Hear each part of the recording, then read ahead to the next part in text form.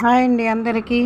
చింతపండు ఒక గంట ముందు శుభ్రంగా వేడి నీళ్ళు పోసి నానబెట్టుకొని ఇప్పుడు మిక్సీ వేసుకొని టేస్ట్కి తగినంత సాల్ట్ వేసుకొని ఇప్పుడు తాలింపు పెట్టుకొని ఎండుమిర్చి, పచ్చిమిర్చి, అల్లము అలా చీల్చి వేసుకోవాలి.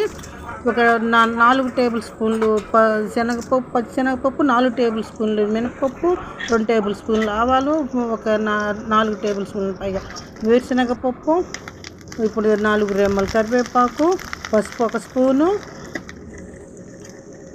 ఇప్పుడు ఈ ఇంగువ ఒక 1/4 టేబుల్ స్పూను. ఇప్పుడు మిక్సీ పట్టుకున్న పసుపు వేసుకుని ఈ చింతపండు మిక్సీ పట్టుకున్న గుజ్జు వేసుకొని ఇప్పుడు పచ్చి పోయే వరకు ఇప్పుడు వేయించుకుని అలా 2 సార్లు.